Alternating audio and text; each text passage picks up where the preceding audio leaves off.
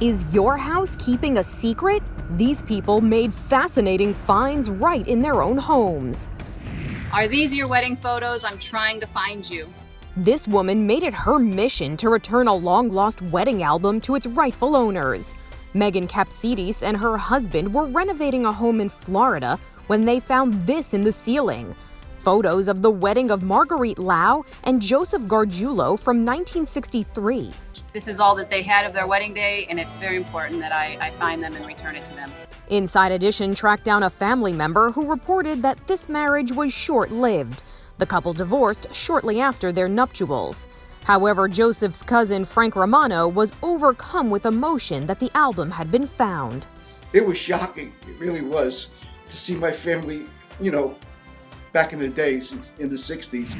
A deathbed confession led to the discovery of a long-lost Picasso painting. Pablo Picasso had his hands on this thing. Yes, he did.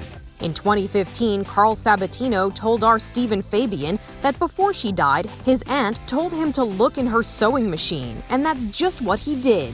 When I shifted the sewing machine, it fell out just like that. Just like that. Sabatino says he remembered seeing the painting when he was a child and affectionately called it The Lady with the Fuzzy Hat. The actual name of the painting is Woman with a Cape, and Sabatino set out to prove that it was a real Picasso. I really am convinced it's the real deal. Sabatino says his uncle bought the painting in London for just $30. When he took it to be appraised, it was valued around $25 million. Construction workers in San Francisco unexpectedly found a small coffin when they were remodeling a house. Inside were the remains of a little girl from the 1800s, and her body had been well preserved. A nonprofit called Garden of Innocence stepped in to move the coffin to a final resting place after it researched who the child could be. They say her name was Edith Howard Cook. Records show she died in October of 1876 from undernourishment, just shy of her 3rd birthday. The organization's mission is to provide burials for unwanted or abandoned children. But with no one else to rebury her, they also made sure to take care of Edith.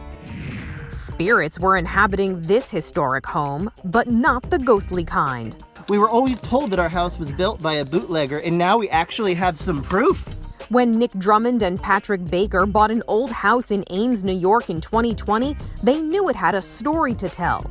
So they started pulling up floorboards and ripping out walls to uncover 60 bottles of Prohibition-era booze. The wrapper includes a bottle of the finest Scots whiskey procurable.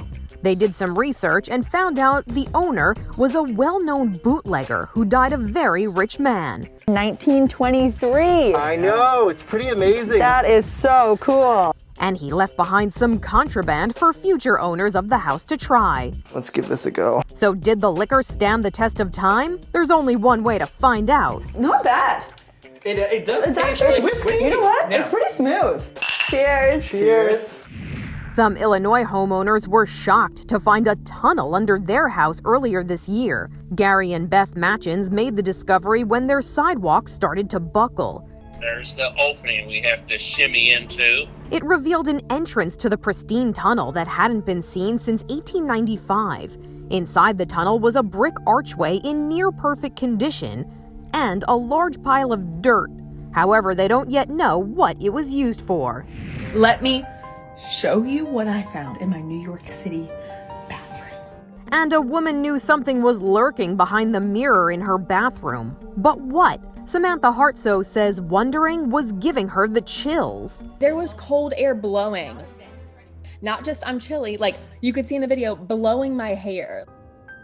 You can see my hair blowing in the cold wind. It was freezing. And I was like, well, this isn't gonna fly. Like, I can't live like this. So I was like, I have to find out where the air's coming from. So one day she pulled the mirror off the wall and discovered there was no wall behind it. That explains why she felt cold air, but where was it coming from? She masked up and went in. What's wrong with me? It's freezing in here. What she found was an empty apartment. It's a good thing no one was living there, or they would have gotten quite a surprise from Samantha. She posted the eerie video to TikTok where many people were intrigued at yet another crazy thing that was found in a New York City apartment.